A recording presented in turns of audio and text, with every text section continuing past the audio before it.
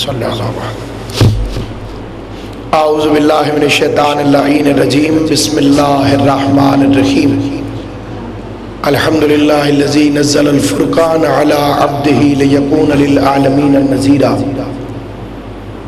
والصلاة والسلام علی من ارسلہ شاہدا ومبشرا ونذیرا وداعیا الی اللہ باذنہ وسراجا منیرا صاحب قاب قوسین ولی الدارین امام القبلتین جد الحسن والحسین بالقاسم محمد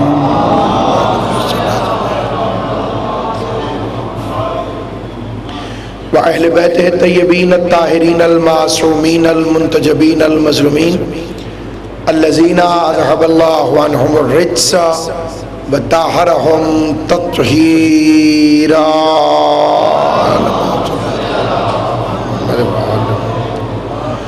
لسیما بقیت اللہ المنتظر امام زماننا حاضہ روحی و ارواح العالمین للتراب المقدم الفدا عجل اللہ تعالی فرجہ الشریف وسحل اللہ تعالی مخرجہ الشریف لعنت اللہ دائما باقیہ علی اعدائهم وغاصب حقوقهم ومنکری فضائلهم ومصائبهم وولایتهم اجمعین اما بعد قال اللہ تبارک و تعالی فی کتابہ المبین بسم اللہ الرحمن الرحیم انا اعطیناک الکوثر فصل لربک وانحر انا شانئک هو الابتر مل کے صلوات پڑھ لیں محمد و آل محمد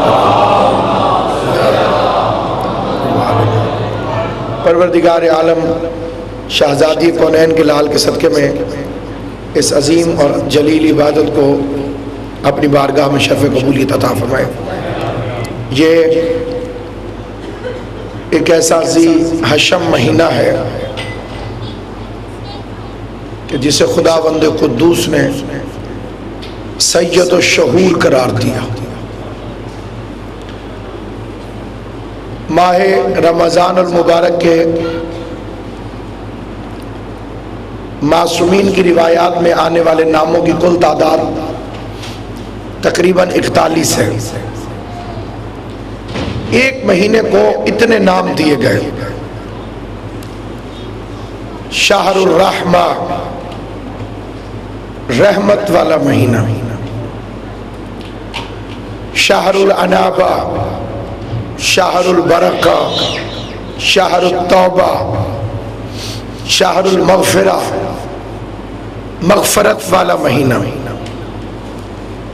رحمت والا مہینہ۔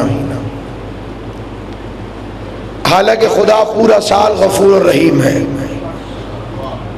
تو اس مہینے کو مغفرت والا مہینہ کیوں کہا گیا؟ غفران کا اس مہینے کے ساتھ خصوصی تعلق کیا ہے؟ تو جواب یہ ہے کہ 11 مہینے بندہ اللہ سے کہتا رہتا ہے کہ معبود مجھے بخش دے،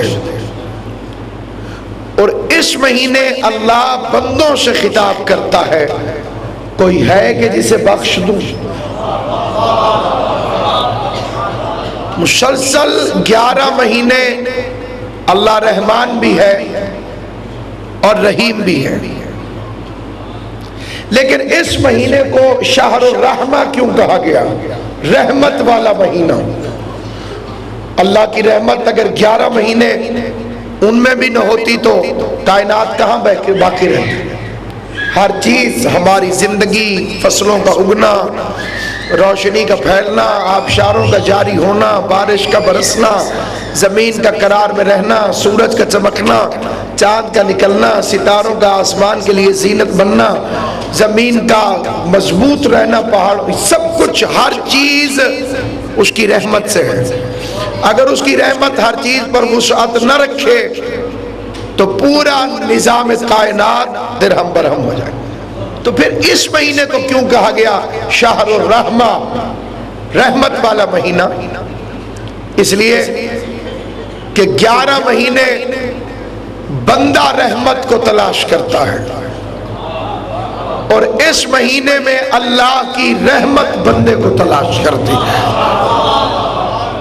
تو اگر اس مہینے کا میں اپنی ناقص زبان سے، گناہگار زبان سے مکمل تعارف اپنے نظریے کے تحت کراؤں معصومین کے فرامین کی روشنی میں، تو جواب یہ ہوگا کہ ماہ رمضان اللہ نے علی کے شیعوں کو بخشنے کی خاطر ایک بہانہ بنایا ہے،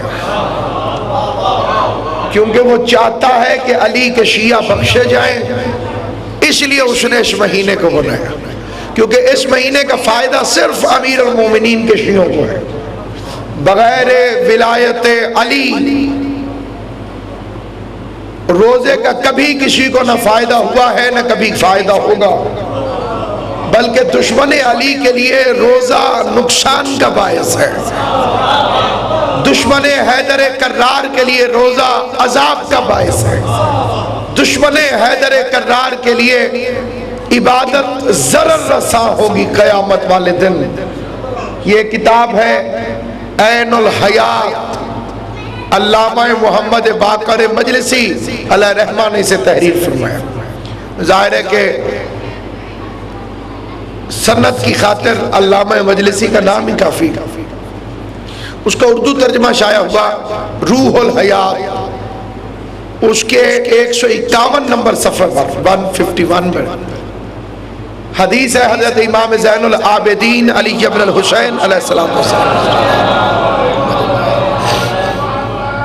آپ نے ارشاد فرمایا کہ سب سے بہتر جگہ کون سی ہے؟ لوگوں نے کہا کہ مولا آپ بہتر جانتے ہیں۔ آپ نے فرمایا مقام ابراہیم، وہ جو خانہ کعبہ کے سامنے ایک سونے کا تازیہ رکھا ہوا ہے، جنہوں نے تازیہ بھی دیکھا ہے اور مقام ابراہیم کو بھی دیکھا ہے، انہیں وہ صاف نظر آ رہا ہوگا کہ اللہ نے اپنے گھر کے اندر سبیل بھی لگوائی ہوئی ہے اور تازیہ بھی رکھا ہوا ہے، اور بلاتا بھی ہے تو کپڑے ملنگوں والے پہنوا دیتا ہے۔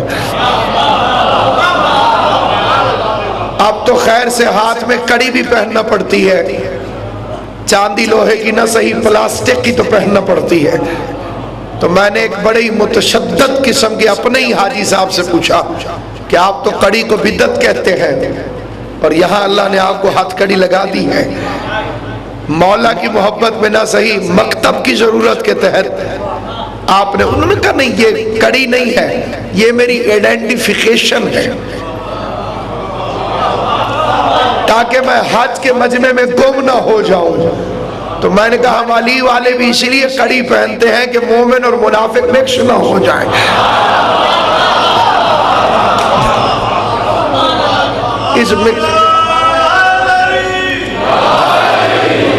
تو اس لیے سامعین کرام قدر فرمایا مقام ابراہیم افضل ترین مقام، حضرت امام علی ابن الحسین زین العابدین علیہ السلام نے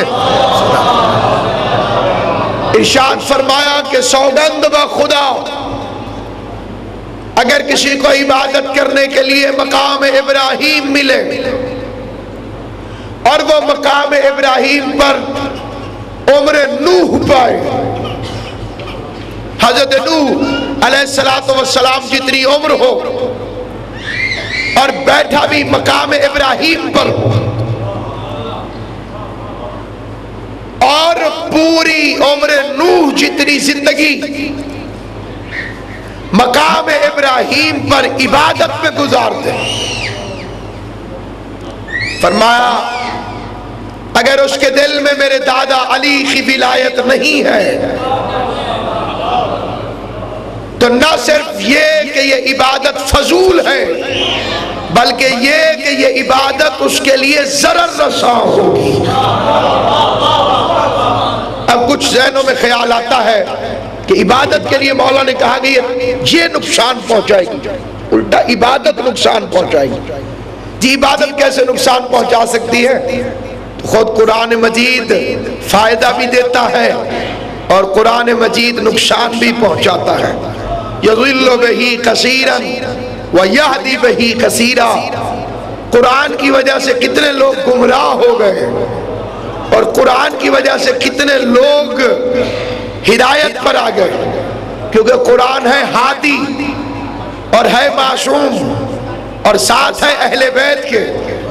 منافق پڑھتا ہے تو قرآن اپنے معنی چھپا لیتا ہے، اور جب مومن پڑھتا ہے تو قرآن اپنے معنی اگل دیتا ہے۔ تو اب جس کو قرآن پڑھ کے آل محمد کے فضائل سمجھ میں نہ آئے، سمجھو منافق تھا اور قرآن نے اپنا مطلب اس سے چھپا لیا۔ آپ لاکھ چیختے رہے کہ یہ آیت تو آل محمد کے لیے آئی ہے، دشمن آل محمد کی سمجھ میں نہیں آئے گا، کیونکہ قرآن نے جب اپنے معنی ہی اس سے چھپا لیے، قرآن نے جب اپنا مطلب ہی اس سے چھپا لیا، تو اسے کیسے معلوم ہوگا کہ قرآن مجید کیا ارشاد فرما رہا ہے؟ اور اسی لیے قرآن وہ دوا ہے جو مریض کو نقصان پہنچاتی ہے۔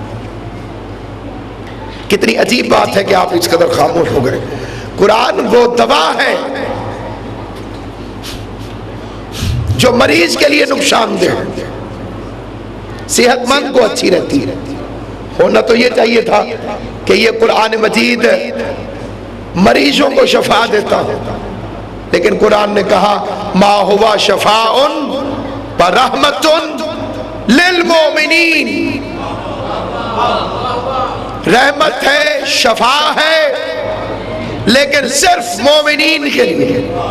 وَلَا يَزِيدُ الظَّالِمِينَ إِلَّا خَسَارًا، اور ظالم کو اس سے خسارے کے سوا کچھ نہیں ملنے والا۔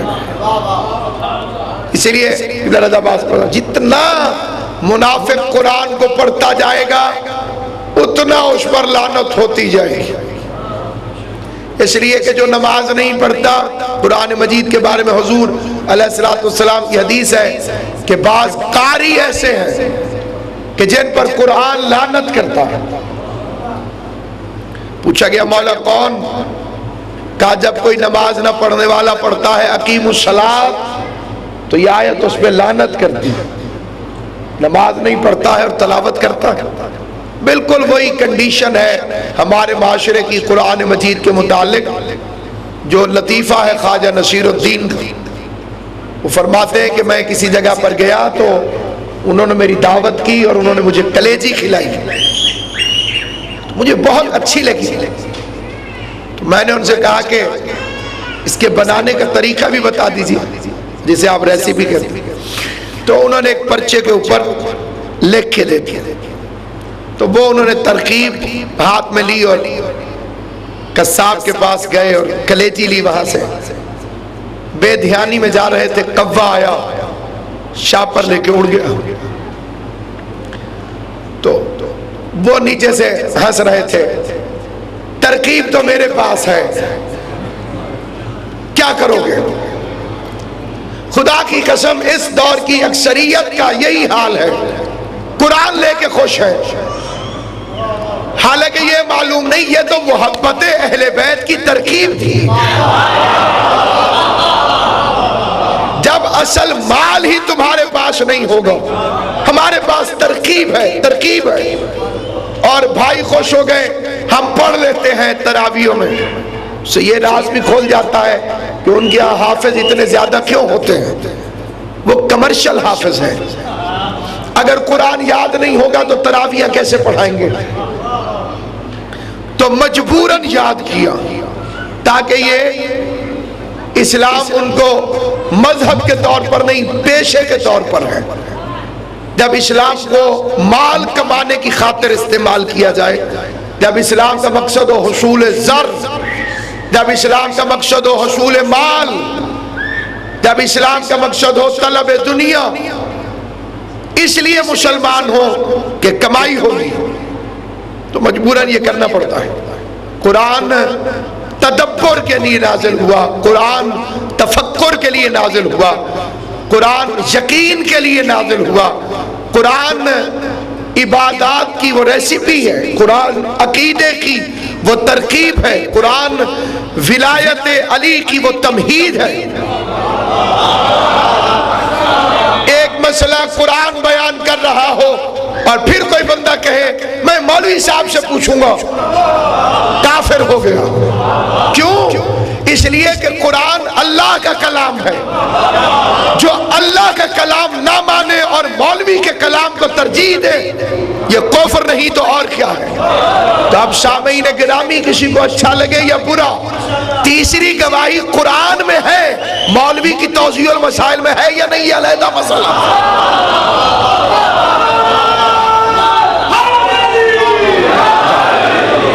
अली वली किसी का बाप नहीं साबित कर सकता कि अली वलीउल्लाह कुरान में नहीं है। बंदों की लिखी हुई किताब का मैं जिम्मेदार नहीं हूं कि किसी बंदे ने किताब लिखी तो क्या लिखा। अल्लाह ने जो किताब भेजी उसमें अली और वलीउल्लाह है। अती अल्लाह एक, अती और रसूल दो, उलिल अम्र मिनकुम तीन। कौन है जिसे नहीं पता? फारिक शर्फ यही है, कल गैर शिया को विलायत बनवाने के लिए ये आयतें पढ़ना पड़ती थी, आज अपने मौलवी साहिबान को ये आयतें सुनाना पड़ती हैं। इन्नमा वलियुकुमुल्लाह एक व रसूलुहु दो वल्लज़ीना आमनु लज़ीना युक़ीमुनस सलात व युतून ज़कात व हुम राकिऊन। तीसरा वो जो हालत रकू में ज़कात देता है। अब अल्लाह से कहिए ये तीसरा टुकड़ा कहां से लेकर आ गया। अब झगड़ा तो अल्लाह मियां से होना चाहिए ना कि खुदाया तू तीन तीन का तज़किरा क्यों कर रहा है। तो तीसरी ही तो पहेली है जिसे पूछने पे जन्नत मिलती है।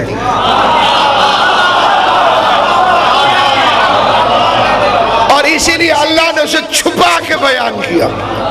पहली दो को तो वो खुल्लम खुल्ला बयान करता है, अती अल्लाह अपना नाम रख दिया, अल्लाह की अताअत करो। बाती और रसूल पता चल गया हुजूर है। उलिल अम्र मिनकुम पूछो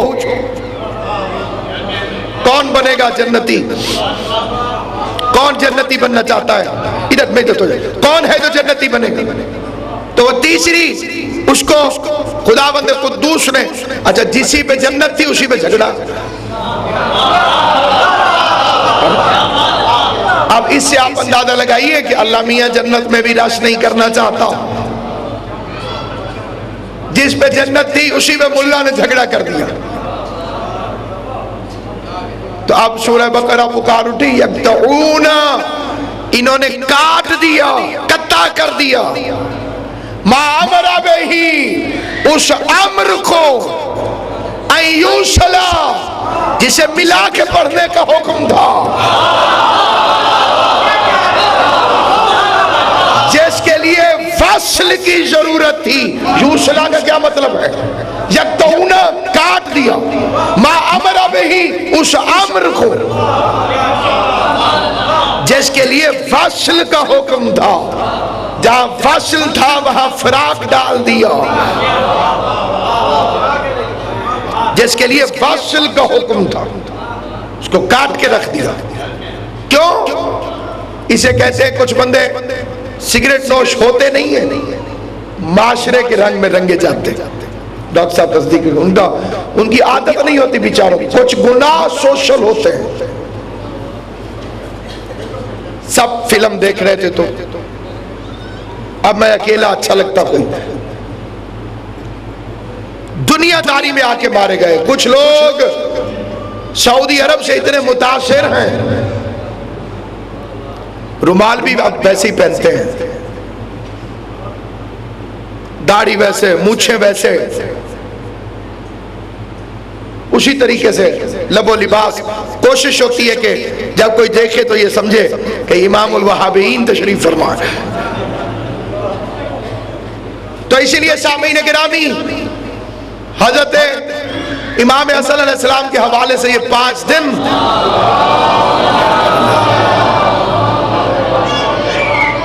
मरकजी नुक्ता हजरत इमाम हसन अलैहिस्सलाम। तफसीर कुरान भी होगी, लेकिन जो इमाम हसन ने तफासीर बयान फरमाई उनके हवाले से, जिक्र तौहीद भी होगा लेकिन जो इमाम हसन के हवाले से, और बिलखसूस जिक्र विलायत अली जब्न अबी तालिब, क्योंकि विलायत अली के पहले मुबल्लिग का नाम मोहम्मद मुस्तफ़ा है और दूसरे मुबल्लिग का नाम हसन मुस्तफ़ा। اور جو پردے میں بیٹھا ہوا ہے وہ بھی علی ولی اللہ کی تبلیغ کے لیے بیٹھا ہوا ہے۔ مرغی کھانا مستحب ہے، نہ کھاؤ تو اللہ میاں ناراض نہیں ہوتا، یہ طے شدہ بات ہے، آپ جتنا مرضی حیران ہو جائیں۔ اللہ میاں نے کوئی واجب حکم نازل نہیں کیا کہ مرغی کھاؤ، نہیں بھی کھائیں گے تو اللہ میاں آپ سے ناراض نہیں ہوں گے، جنت نہیں دوں گا جو مرغی نہیں کھائے گا، ایسا نہیں ہو سکتا، لیکن کھانا مستحب ہے۔ لیکن اگر کوئی ایک مولوی صاحب اٹھے کہ مرغی حرام ہے اور ان کے اثر میں کچھ لوگ آ رہے ہوں تو آپ فقہ کے نزدیک واجب ہو جائے گی کہ دکھا دکھا کے کھائیے اور اعلان پکائیے، ڈنکے کی چوٹ پر اعلان کرے حضرات ہم نے مرغی پکائی ہے، کیونکہ اس نے حلال چیز کو حرام کہہ دیا۔ تو اب فقہ کہتی ہے کہ اب یہ مستحب نہیں رہے گی، اب یہ واجب ہو جائے گی۔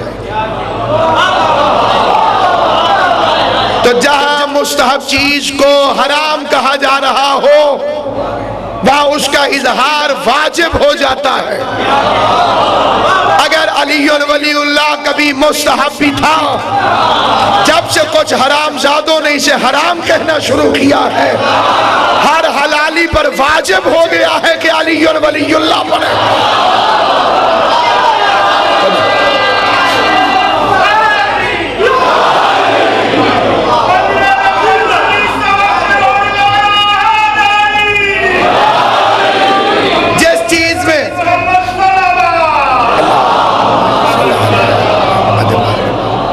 چیزیں ایسے ہیں جن میں خاموشی حرام ہو جاتی ہے۔ منبر رسول پر قبضہ ہوا، علی چپ رہے، علی جیسا بہادر چپ رہا، صاحب ذوالفقار خاموش رہا، منبر پہ قبضہ ہو رہا ہے۔ لیکن جسے دنیا خاموش کہتی ہے، امام حسن خاموش تھے، کیوں سلو کی امام حسن نے؟ اس پر ان 5 دنوں میں بات کرنا چاہتا ہوں۔ کس طرح کے لوگ خریدے جا چکے تھے، لشکر امام کو میدان جنگ میں کیوں لے جا رہا تھا، 9 مرتبہ جو زہر ملی دینے والے کون تھے، حالات و واقعات کیا تھے۔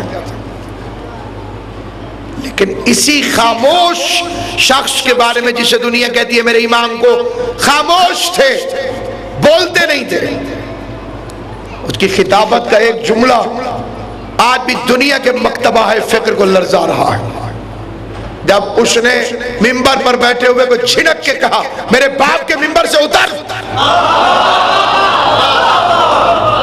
یہ وہ جملہ ہے جسے احمد رضا خان بریلوی کو بھی لکھنا پڑا، یہ وہ فقرہ ہے جسے ابن تیمیہ جیسے کو لکھنا پڑا، یہ وہ فقرہ ہے کہ جسے ابن عبد البر جیسے شخص کو لکھنا پڑا، جو اہل حدیثوں کے بہت بڑے امام ہیں، لکھنا پڑا، کہا اتر میرے باپ کے منبر سے۔ فقرہ یہاں تک ہوتا تو پھر بھی بہت بڑا فقرہ تھا، لیکن یہ وارث قرآن بول رہا تھا۔ جیسے قرآن نے حکمت کا کوئی فقرہ ادھورا نہیں چھوڑا، امام نے فصاحت و بلاغت کے باوجود اس فقرے کو تھوڑا سا لمبا کر کے اس میں بھی کوئی سوال کی گنجائش نہ چھوڑی۔ پہلا فقرہ کہا میرے باپ کے منبر سے اتر، اور اگلا فقرہ کہا اپنے باپ کے منبر پہ جا کے بیٹھ۔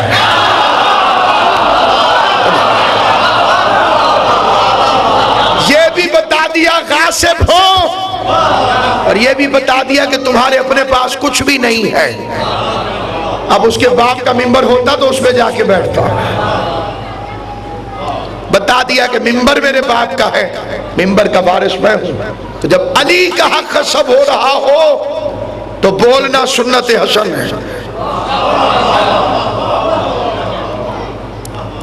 تو خدا ایسی قوم پیدا کرے جو علی ولی اللہ کے خلاف پڑھنے والوں سے کبھی یہ بھی کہے کہ علی کی ولایت کا منبر ہے، یہ اتر اس سے، اور جس کو ولی مانتا ہے اس کے منبر پہ جا کے بیٹھ۔ مجلس میں منبر کیوں ہے؟ غدیر کی یادگار۔ یہ منبر دیکھو تو غدیر یاد آتا ہے، اور منبر صدقہ ہے غدیر کا۔ امام زین العابدین علیہ السلام نے دربار یزید میں ایک فقرہ کا امام فرماتے ہیں او کیا میں لکڑیوں کے ڈھیر پہ کھڑا ہو جاؤں؟ امام کا فکر ہے، لکڑیوں کے ڈھیر پہ کھڑا ہو جاؤں۔ کیا تھا وہ؟ تقریریں ہو رہی تھی۔ اب میں اسے ممبر نہیں کہوں گا کیونکہ میرے مولا نے اسے لکڑیوں کا ڈھیر کہا۔ بظاہر تھا ممبر، دنیا علی کے خلاف تقریریں کر رہی تھی، اس میں خطیب بلائے گئے تھے، بھونکنے والے، چڑھو ممبر پر، پیسے دیں گے، سونا دیں گے، جاگیر دیں گے، علی کے خلاف بولو۔ خطیب آئے، یہ علی ولی اللہ کی مخالفت نئی تقریریں نہیں ہے، یزید کے دربار سے یہ تقریریں ہوتی چلی آ رہی ہیں۔ پر تقریر علی کے خلاف، دنیا آئی، انہوں نے تقریر کی تو لیبیا کے صدر قذافی کی ایک تقریر ہے، خدا کی قسم اگر وہ عام ہو جائے تو ہلچل مچ جائے زمانے کے۔ فضل الرحمان بھی اس تقریر میں بلایا گیا تھا، لیبیا کا کوئی دن تھا، اس میں اس نے تقریر کی۔ اس نے کہا ابو طالب کو اس لیے کافر کہتے ہیں کہ وہ علی کا باپ تھا۔ اس نے کہا اگر یہ معاویہ کا باپ ہوتا پھر تم دیکھتے کہ اس کی کتنی عزت ہوتی۔ جملے کی گہرائی کو صاحبان معرفت سمجھیں گے کہ اس نے کیا کہا۔ دشمنی اس لیے ہے کہ علی کا باپ، کیونکہ علی سے بغض ہے اور علی سے دشمنی ہے۔ تو امام کیا فرماتے ہیں؟ کیا میں لکڑیوں کے اس ڈھیر پہ چڑھ جاؤں؟ مولا ممبر ہے، کہا نہیں، میں امام ہوں۔ جس پہ خطیب علی کو بھونک رہا ہو وہ ممبر بھی ہو تو لکڑیوں کا ڈھیر ہوتا ہے، اور جس پر علی کی ولایت پڑھی جائے وہ اونٹ کی پالانے بھی ہو تو ممبر ہوتا ہے۔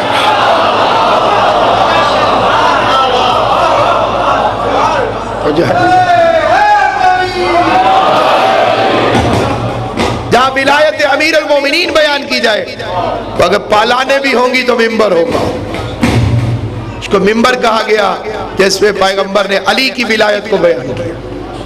سامعین گرامی، پہلا رمضان کا موضوع یہی ہے، امام حسن کے حوالے سے عبادتیں کرو لیکن علی کی ولایت کو فراموش نہ کرو۔ کوئی عبادت کارگر نہیں اگر ولایت علی نہیں۔ شیخ صدوق علیہ رحمہ نے روایت بیان کی، اور 10 چیزیں ہیں جن سے روزہ ٹوٹ جاتا ہے۔ 10 چیزیں، ان 10 چیزوں کو یاد رکھیے، کبھی نہ بھولیے۔ یہ 10 چیزیں، 11ویں چیز کوئی نہیں، 10 چیز، ان سے روزہ باطل ہو جاتا ہے۔ یہ جو روز سوال ہوتے ہیں، یہ کیا ہے روزہ ٹوٹ تو نہیں گیا، یہ کیا ہے روزہ ٹوٹ تو نہیں گیا، ان ساری چیزوں کو بچانے کی خاطر خالی 10 چیزوں کو مد نظر رکھ لیجئے کہ ان 10 میں سے کوئی کام ہوا تو روزہ باطل، 10 میں سے کوئی کام نہیں ہوا تو روزہ باطل نہیں ہے۔ اس کی پھر فقہ کے اندر اور سٹیٹس ہوگا جو علماء کرام طے کریں گے کہ یہ مکروہ ہوا ہے، فاسد ہو گیا ہے، کیا ہو گیا۔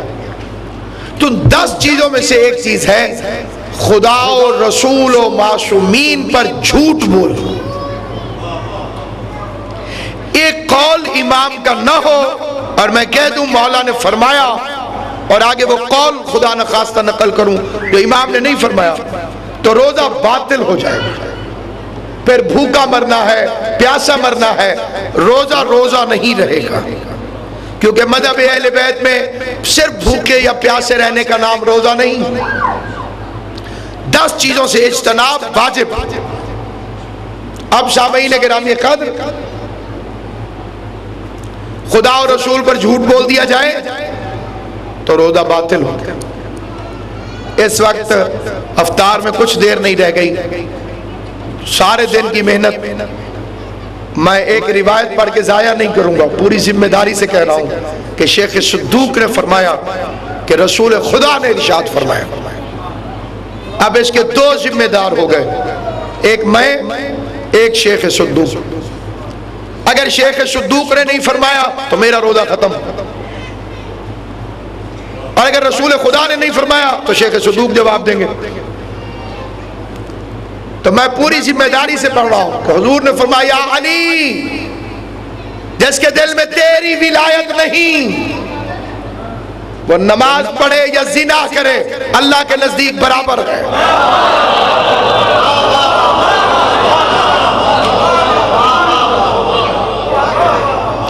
بات سمجھ میں آئی ہے کہ نہیں آئی؟ ولایت کے لیے کچھ خصوصی پرزے ہوتے ہیں، وہ اندر فٹ ہو تو قبول ہوتی ہے، اور اندر سے وہ پرزے نہ ہو تو پھر علی کی ولایت سے غصہ چڑھتا ہے.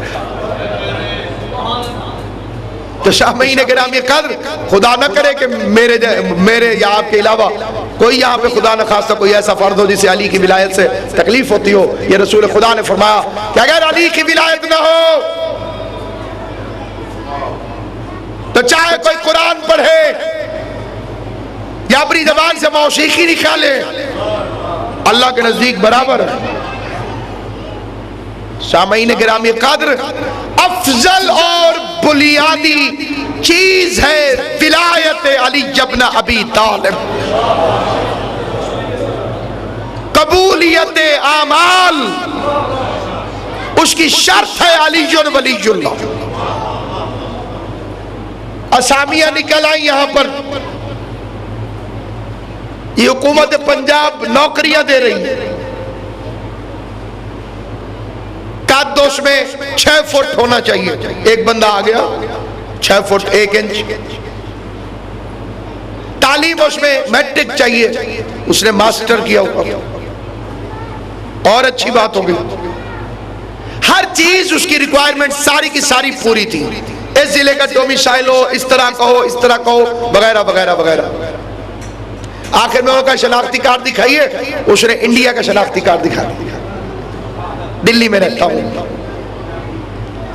نوکری مل جائے گی.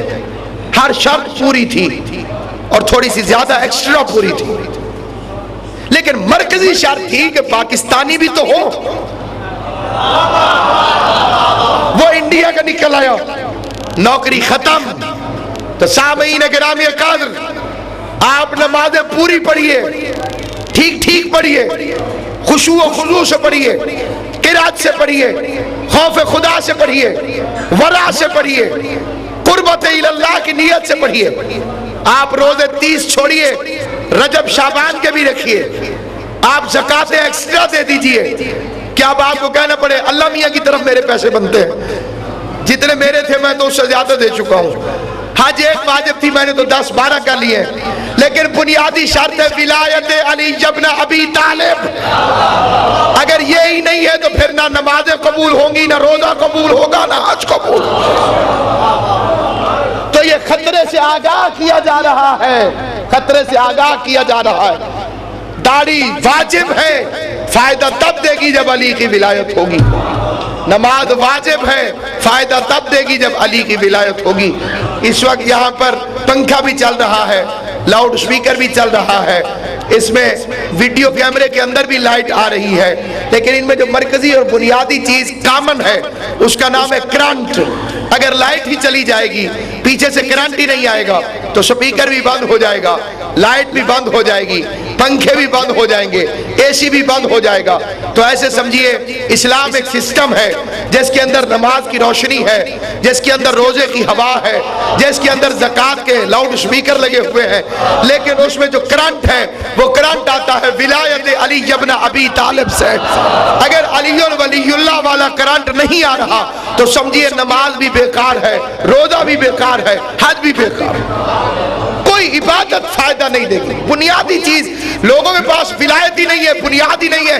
آپ انہیں جتنا مرضی نماز کی طرف متوجہ کرائیے، جتنا قرآن کی تلاوت کی طرف متوجہ کرائیے، اس دور کا اہم ترین مسئلہ تو علی کی ولایت ہے. زلزلہ آ گیا گرمیوں کے موسم میں، لوگ بے گھر ہو گئے. گرمی ادھر سے کڑاکے کی پڑ رہی ہے، شدید گرمی، اور مجھے اللہ کی راہ میں خرچ کرنے کا شوق ہوا. میں نے 10 ٹرک کمبل کے بھیج دیے. گرمی میں زلزلہ، وہ بیچارے پہلے گرمی سے مر رہے ہیں، اوپر سے تحفہ پہنچا دیا کمبل. قبول فرمائیے. پہلے یہ تو پتہ کرو کہ ان کی ریکوائرمنٹ کیا ہے، ان کی ضرورت کیا ہے. جو ضرورت ہے اس پر عمل کرو۔ تو کس چیز کی ضرورت ہے اس دور میں؟ سب سے زیادہ ضرورت ہے ولایت علی ابن ابی طالب۔ دنیا والے برا سمجھیں گے، اللہ برا نہیں سمجھے گا۔ دنیا میں مشکلات پیدا ہو سکتی ہیں، قبر میں مشکل پیدا نہیں ہوگی، کیونکہ قبر میں جس چیز نے بچانا ہے وہ علی کی ولایت ہے۔ حضرت سلمان فارسی کہتے ہیں کہ میں نے امیر المومنین سے پوچھا، یا علی مدائن جا رہا ہوں، مر گیا تو کیا ہوگا؟ کوئی سائن بتا دیجئے جب میں مرنے لگوں۔ فرمایا جب تجھ سے مردہ گفتگو کریں سمجھنا کہ موت کا وقت قریب آ گئی۔ حیات القلوب علامہ محمد باقر مجلسی لگا، کوئی سائن بتا دیجئے مرنے سے پہلے کوئی علامت کا مردہ گفتگو کرے، مردہ باتیں کرے تو آپ سمجھیے گا کہ بس ٹائم آ گیا۔ تو بڑے بڑے حکیم سلمان کو جواب دے دیتے تھے، بس اب آپ چلاؤ۔ سلمان مطمئن رہتے تھے کہ ابھی مردے نے گفتگو نہیں کی، کیونکہ علی کی بات پر یقین رکھنا ہی تو ایمان ہے۔ تو ایک دن خالی سیر کرنے کے لیے نکلے قبرستان میں، قبر پھٹی اور ایک جوان اندر سے نکل آیا، سلمان میرا سلام۔ کہا آئیے سرکار، آپ ہی کا انتظار تھا، حکم فرمائیے کیسی گزری موت؟ سو ڈینجرس، اس سے زیادہ خطرناک چیز کوئی نہیں ہو سکتی۔ سلمان میرے بدن کو کینچیوں سے کاٹا جاتا میں راضی رہتا، موت اس سے بھی زیادہ سخت۔ بہرحال یہاں وہ شدتیں ہیں جو سنانے کے بعد بیچارہ سارے دن کا روزے سے تھکا ہوا مومن، اس کی گردن یوں ہی ہو جاتی ہے بیچارہ۔ تو بہرحال جتنی بھی خطرناکیت آپ سمجھ لیجئے وہ اس نے بتائی۔ اس کے بعد کہا بتا تجھ پہ کیا گزری؟ کہا جب قبر بند ہو گئی سب چلے گئے تو اس کے بعد ایک ٹمٹماتا ہوا چراغ آیا، ٹمٹماتا ہوا چراغ، ٹمٹماتا ہوا چراغ۔ چراغ تھا، روشنی تھی، روشنی زیادہ نہیں تھی۔ میں نے پوچھا کیا ہے؟ کہ تیری نماز۔ پتہ چلا ضروری تو ہے، لازمی ہے، انکار کفر ہے، ترک گناہ۔ مجلس مکتب حسین ہے، نماز مقصد حسین۔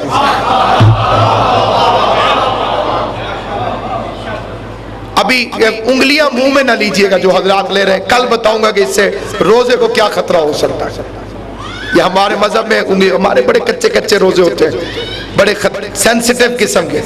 وہ ہمارے وہ والے روزے نہیں ہیں کہ پوری مسواک ختم ہو گئی، شام کے ٹائم وہ پوچھا قبلہ مسواک کہاں گئی، کر دی۔ یہ نہیں معلوم کہ دانت صاف ہو رہے ہیں یا سحر و افطار کے لیے دانت تیز ہو رہے ہیں۔ تو سامعین گرامی، اس منظر فکر پر میں کل آپ کی خدمت میں عرض کروں گا، لیکن آج کی حد تک یہ عرض کرنا چاہتا ہوں جہاں تک میری آواز آ رہی ہے، سامعین گرامی قادر کے حضرت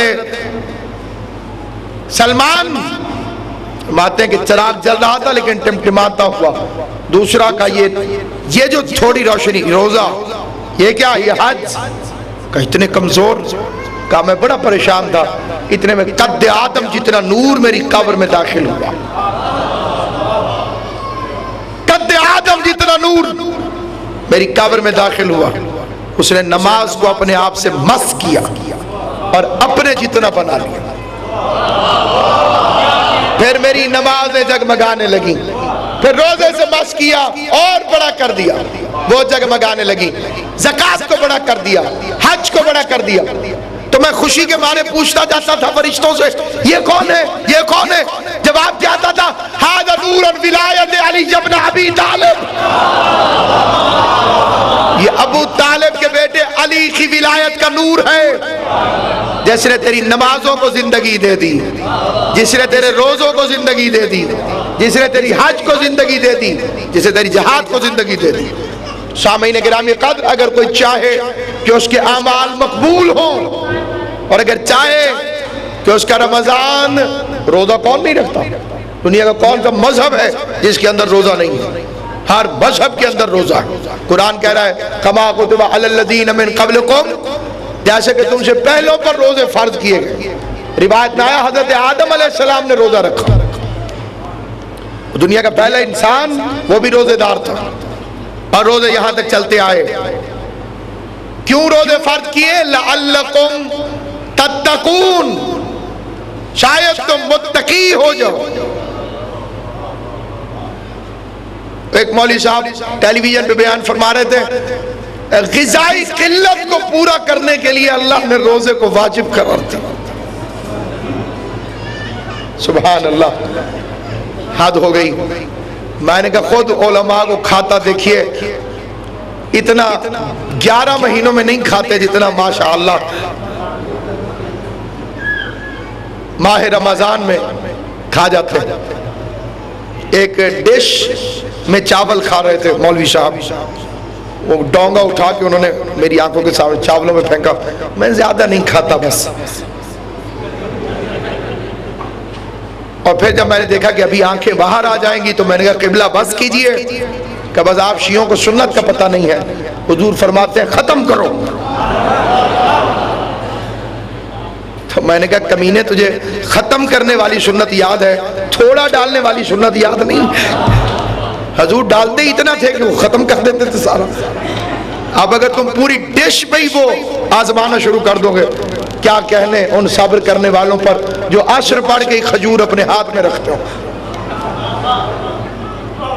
چاہے اللہ جتنا مرضی کہے اتم الصیام الی اللیل، کوئی لیل کا نہیں. قرآن کیا کہتا ہے؟ نہیں مولوی صاحب کیا کہتے ہیں، قرآن سے نہیں پوچھنا. ایسے بندے ادھر بھی ملیں گے ادھر بھی ملیں گے. آپ قرآن میں سے لیل دکھاتے رہیے، وہ مولوی صاحب سے پوچھیں گے. آپ قرآن سے تیسری گواہی دکھاتے رہیے، وہ مولوی صاحب سے پوچھیں گے. تو قرآن کو کیا عزت دی تم نے؟ رمضان میں، ماہ رمضان میں قرآن مجید کی عزت کی خاطر کیا کیا تم نے؟ قرآن کی عزت یہ ہے کہ قرآن کے کسی حکم کو سمجھو اور اس پر عمل شروع کرو. یہ قرآن کی عزت ہے. یہ میں قرآن کو کانڈ نہیں کرنی. ہمارے سرائکی حضرات قرآن کو پیٹ کرنے کا کیا مطلب ہے؟ ابھی میں یوں بیٹھا ہوں تو پتہ نہیں کہاں تک کتنے قرآن ہوں گے پیچھے، تو میں تو مارا گیا. ادب احترام کے ایک تقاضا یہ بھی ہے کہ قرآن ہے تو آپ پیچھے چلیے، قرآن کو آگے چلائیے. یہی مناظرہ جیتا تھا مبلغ اعظم مولانا محمد اسماعیل رحمۃ اللہ علیہ نے. انہوں نے کہا 4 بندے ہوں، ایک کے پاس قرآن ہو، آگے کون چلے گا؟ انہوں نے کہا جس کے پاس قرآن ہے. تو اسماعیل صاحب نے کہا تمہیں شرم نہیں آتی؟ تم 4 بناتے ہو، قرآن کس کے ساتھ ہے؟ القرآن ما علی و علی ما القرآن.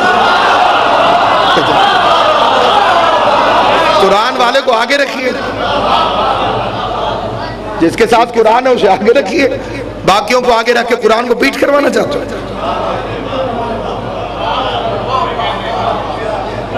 تو سامعین گرامی، قرآن کو پیٹ کرنے کا ایک سامنے کا مطلب اور ایک حقیقی مفہوم یہ کہ جو قرآن نے کہا اس پہ عمل کرو. قرآن سے روگردان، پیٹ دکھانے کا مطلب روگردانی کرنا، مخالفت کرنا، حکم قرآن کے خلاف چلنا. حکم قرآن کے خلاف مت چلیے. قرآن مجید کے حکم کو سمجھیے اور قرآن جو حکم کر دے اسے معصوم سے سمجھیے. سمن بکمن عمیٌ فہم لا یرجعون. یہ کون ہے؟ مریخ میں رہتے ہیں، چاند پہ رہتے ہیں، ہمارے درمیان ہی ہے. سمن گنگے ہیں، عمیٌ اندھے ہیں. علی کی ولایت نظر نہیں آتی، اندھے نہیں ہیں تو اور کیا ہے؟ ہر ٹاپک پہ پڑھیں گے، علی ولی اللہ پہ نہیں پڑھتے، گنگے نہیں ہیں تو اور کیا ہے؟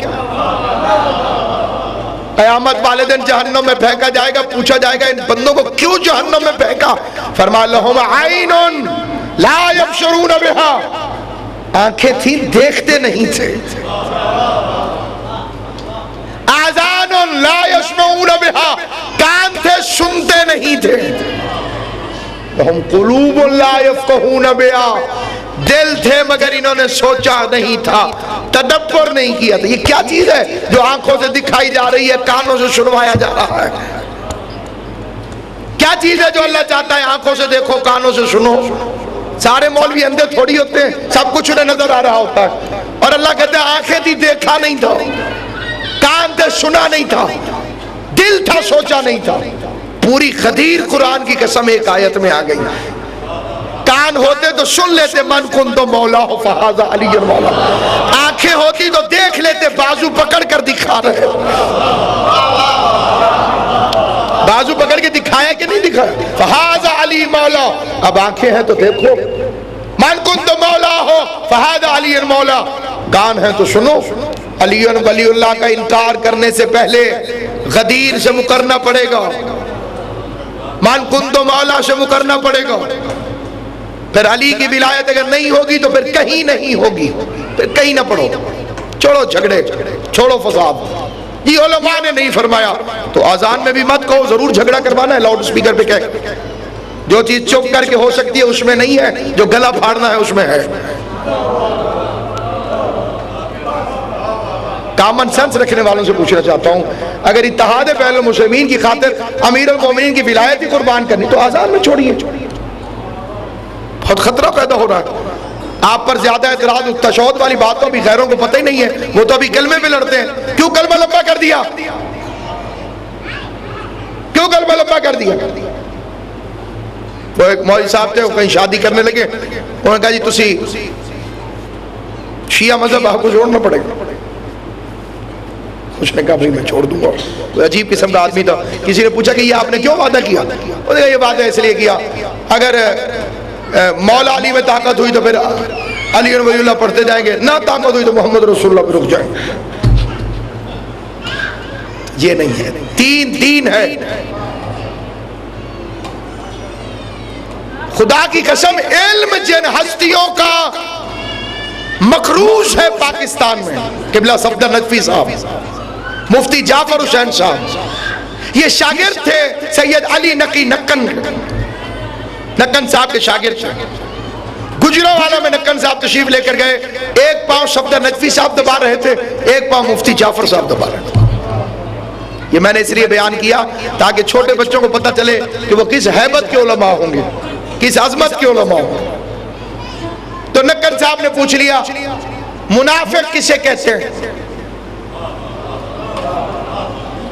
دونوں شاگرد اپنی اپنی جگہ پر علم کی حد آخر پر بشریت جہاں پہنچ سکتی ہے. بہت بڑے عالم دین صفدر نجفی صاحب قبلہ جنہیں ابو ذر زمانہ کہا جاتا ہے، مفتی جعفر صاحب قبلہ جس کے ڈر سے ضیاء الحق جیسے ملعون کو ہیلی کاپٹر پہ بھاگنا پڑا. اور صحافیوں نے پوچھا مولوی سے ڈر کے بھاگ گئے؟ کب پجامے والے سے بڑا ڈر لگتا ہے. تو مفتی جعفر حسین آل اللہ مقامہ یہ وہ عالم دین تھے. تو انہوں نے پوچھا کہ منافق کسے کہتے ہیں؟ دونوں شاگردوں نے جواب دیے اور بالکل ٹھیک ٹھیک جواب دیے.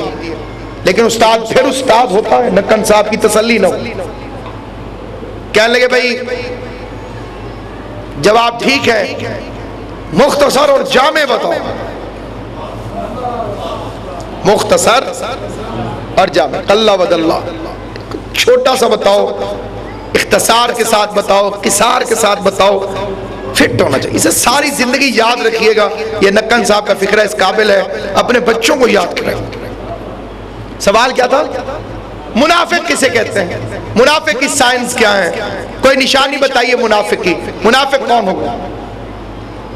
نکن صاحب نے فرمایا مقتدی بھائی کہ جو اقرار کرے اور اظہار نہ کرے منافق.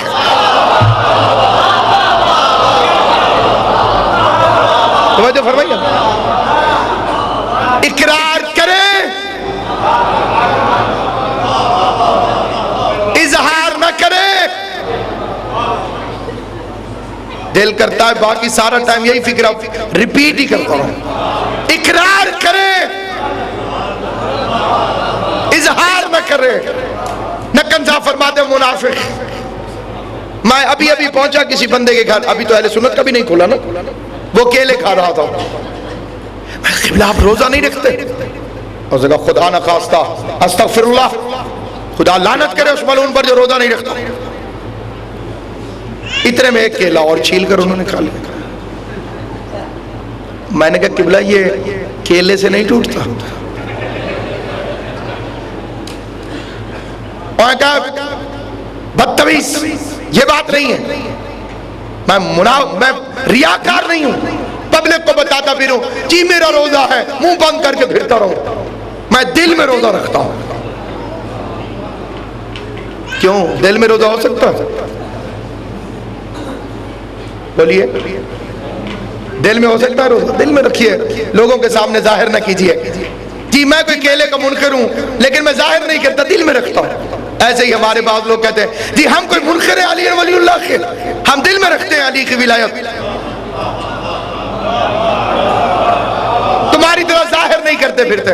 جیسے کچھ لوگ کہتے ہیں باہر والے جی ہمیں بھی امام حسین رضی اللہ سے بڑی محبت ہے، تمہاری طرح سڑکوں پہ نہیں نکلتے، ہمارے دل میں محبت ہے۔ تو اقرار کرے اور اظہار نہ کرے منافق۔ آپ کو خوشبو آئے گی تو آپ لمبی سانس کھینچیں گے، کھینچتے کہ نہیں کھینچتے؟ بدبو آئے گی تو تھوک پھینک دیں گے۔ جو خوشبو کھینچی تھی اسے تبلہ کہتے ہیں، جو تھوک پھینک دی تھی اسے تبرہ کہتے ہیں۔ دونوں چیزیں آپ کی زندگی کا حصہ ہیں، دونوں چیزیں آپ کی زندگی میں بدرجہ عدم موجود ہیں، اس لیے اظہار کرو، چھپاؤ نہیں۔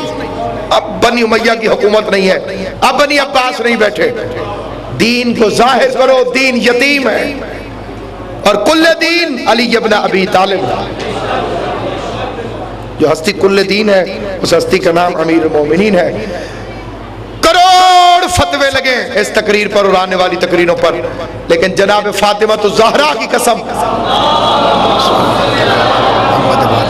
اتنی بڑی قسم کھا کے کہتا ہوں، موت میں جب ملک الموت آ کے شکنجہ چاڑ دے گا، قبر میں، حشر میں، قیامت میں جو واحد چیز کام آئے گی اس کا نام ہے محبت علی ابن ابی طالب۔ علی کا بغض کام نہیں آئے گا، علی کی محبت کام آئے گی۔ علی کی محبت کے بغیر کوئی عبادت قابل قبول نہیں ہے۔ تو یہی وہ بیان ہے سامعین گرامی قدر جسے امام حسن دربار میں کھڑے ہو کے بیان فرما رہے تھے جب مولا علی کے خلاف ایک بندے نے بھرے دربار میں تقریر شروع کر دی۔ علامہ ذیشان جبادی نے اپنی کتاب میں یہ مکمل خطبہ لکھا، مولا علی کے خلاف فرعون شام کے دربار میں تقریر شروع کر، امیر شام نہیں، غلط فکرہ ہے، بدل دیجئے، یہ غلط العام ہو گیا، ہمارے اپنے کہہ رہے تھے امیر شام، وہ امیر ہے تو علی کہاں کے امیر ہے؟ جیسے ابو ذر کی ایک بندے سے ملاقات ہوئی اور اس نے بڑے تم تراک سے ابو ذر سے کہا ابو ذر مجھے امیر المومنین کہہ کے سلام کرو۔ ابو ذر نے ڈانٹ دیا، کمینے مومنین ہم ہیں، تجھے ہمارا امیر کس نے بنایا؟ مومنین تو ہم ہیں، تو ہمارا امیر کب سے بن گیا؟ تو اسی طرح وہ کیسے امیر شام ہے؟ دشمنوں نے کہا، غیروں نے کہا امیر شام، امیر شام، اب ہم نے جیسے ٹائٹل ہی بنا لیا امیر شام۔ کم از کم شبہ نجف میں رہنے والا اسے امیر شام نہیں کہہ سکتا۔ کائنات کا امیر علی ہے تو شام کے کائنات سے باہر ہے۔ فرعون شام اسے تقریریں کرنے والے بلائے، علی کے خلاف تقریریں کرو، علی کے خلاف تقریریں کرو۔ تو ایک بندے نے اٹھ کر مولا علی کو بھرے دربار میں گالی دے دی، اور یہ آپ کا جواب تھا اور میرا بھی یہی ہے کہ لعنت بے شمار۔ لیکن امام حسن کا جواب سنیں گے؟ مسکرا پڑے، دربار پریشان ہو گیا، گالی دی تھی کہ تھوڑا ہائپر ہو جائیں گے، وہ مسکرا رہے ہیں، کہا آپ کے باپ کو گالی دی ہے اس نے، کوئی جواب دیجئے۔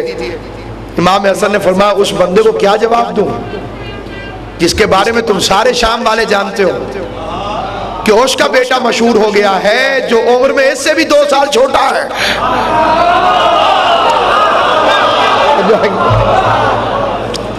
یہ ورڈنگ ہے امام حسن علیہ السلام، اردو ترجمے بھی اب چھپ چکی ہے کہ یہ اس کا بیٹا مشہور ہو گیا ہے علی کو بھونکنے والا۔ اب وہ تو امام تھے، وہ جانتے تھے، ہم امام نہیں ہیں، ہمیں پتہ نہیں چلتا، کیس ایسے ہی ہوتے ہیں۔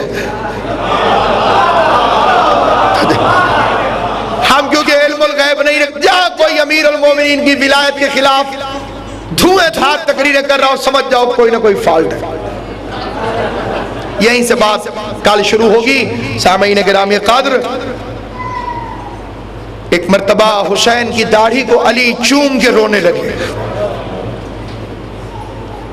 چومتے جاتے تھے، روتے جاتے تھے۔ حسین ابن علی نے پوچھا، نہیں ظہور کا سلسلہ 15 رمضان کو بھی مصائب ہو سکتے ہیں، بغیر مصائب کے کوئی مجلس مکمل نہیں ہو سکتی۔ آپ کروڑ فضائل پڑھ لیجئے، فاطمہ زہرا نہیں آئیں گی جب تک آنسو نہ نکلے حسین کی ماں نہیں آتی۔ تو سامعین گرامی قدر، جس دن حسین آئے تھے اس دنیا میں اس دن رسول خدا روئے، اس دن فاطمہ الزہرا روئی۔ تو معصومین کے آمد پر این ولادت کے دن بھی رونا جائز ہے جب تک امام زمانہ نہیں آتے۔ بغیر مصائب کے کوئی مجلس مکمل نہیں ہو سکتی۔ من بقا علی الحسین، جو حسین پر رویا۔ شام سے آنے والی فضائل سننے تو نہیں آئے گی، فاطمہ زہرا کو وہ فضائل آتے ہیں، ہم تو گھٹانے والے، ہمیں کیا پتہ فضائل کیا ہے۔ بی بی کو بلانے کا ایک ہی بہانہ ہے کہ حسین کے لیے ایک مرتبہ ہائے نکل جائے منہ سے۔ ایک دفعہ ہائے نکل گئی حسین کی خاطر، سمجھیے فاطمہ زہرا آ گئی۔ حسین کی داڑھی کو چوم کر رمضان میں علی رو رہے تھے۔ حسین نے پوچھا، بابا میری داڑھی چوم کر کیوں روتے ہیں؟ فرمایا کہ ایک مرتبہ تیرے نانا نے میری داڑھی چومی تھی اور وہ بھی ماہ رمضان تھا، تو میں نے پوچھا تھا یا رسول اللہ صلی اللہ علیہ وآلہ وسلم میری داڑھی کیوں چومتے ہیں؟ فرمایا کہ رمضان کا مہینہ آئے گا جس میں علی تیری داڑھی کو خون سے رنگین کر دیا جائے گا۔ تو بابا میری داڑھی کیوں چومتے ہیں؟ عجب نہیں کہ فرماؤ میرے لال، میری داڑھی تو ایک میرے سر کے خون سے رنگین ہوگی، اور تیری داڑھی کبھی اکبر کے خون سے، کبھی اصغر کے خون سے، کبھی ابی الفضل عباس۔ وَسَيَعْلَمُ الَّذِينَ ظَلَمُوا أَيَّ مُنْقَلَبٍ يَنْقَلِبُونَ أَلَا لَعْنَةُ اللَّهِ عَلَى الْقَوْمِ الظَّالِمِينَ رَبَّنَا تَقَبَّلْ مِنَّا وَإِنَّكَ أَنْتَ السَّمِيعُ الْعَلِيمُ وَتُبْ عَلَيْنَا إِنَّكَ أَنْتَ التَّوَّابُ الرَّحِيمُ اللهم بحق محمد وعلي وفاطمة والحسن والحسين وعلي بن الحسين ومحمد بن علي وجعفر بن محمد موسى بن جعفر وعلي بن موسى ومحمد بن علي وعلي بن محمد وحسن بن علي وحجة بن الحسن العسكري صلوات الله عليهم أجمعين بهم تولوا من أعدائهم تبرأ في الدنيا والآخرة اللهم عجل لوليك الفرج اللهم صل على محمد وعلى